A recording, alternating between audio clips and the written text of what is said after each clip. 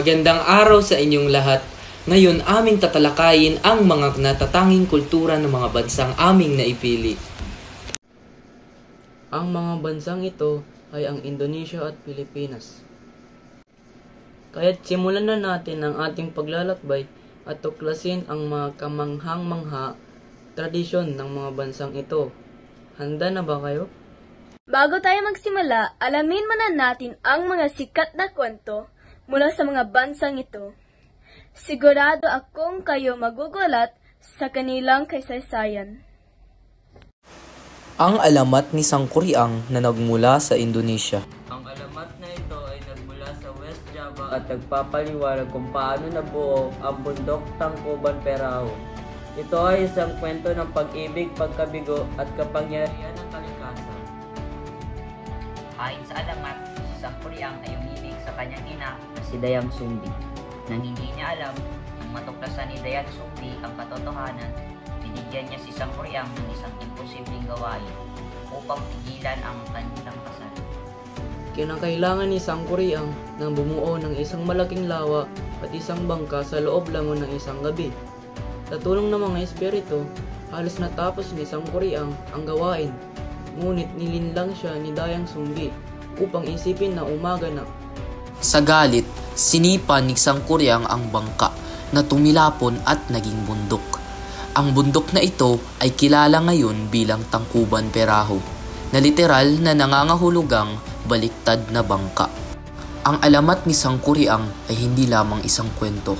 Ito ay isang bahagi ng kulturang Sundanese na nagtuturo ng mga aral tungkol sa paggalang sa mga magulang. Ang kwento ay nagtuturo ng mga aral tungkol sa paggalang sa mga magulang, kapararan at pag-unawa sa mundo sa ating paligid. Bukod sa mga alamat, ang Indonesia ay meron ding mayamang tradisyon ng eskultura. Ang mga eskultura ng Indonesia ay nagpapakita ng kanilang kasaysayan, paniniwala at sining. Ang mga halimbawa nito ay ang Borobudur, isang malaking Buddhist temple na may mga eskultura ng Buddha, at ang Garuda Wisnu Kencana, isang modernong monumento na naglalarawan kay Vishnu na nakasakay sa Garuda. Sa kabilang banda, ang Pilipinas ay mayroon ding sariling mga alamat at tradisyon.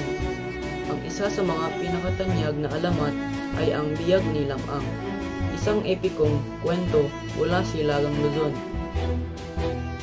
Ang Biag ni Lamang ay naglalarawan ng katapangan, pag-ibig at pakikipagsapalaran.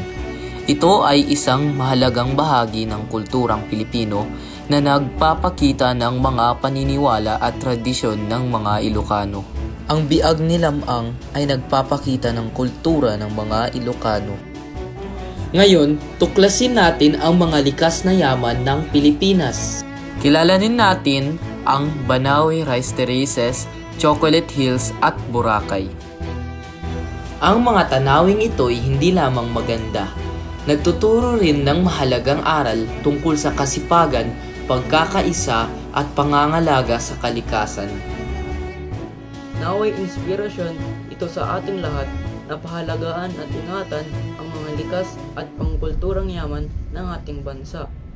Maraming salamat sa pagkikinig. Naway may natutunan kayo sa amin.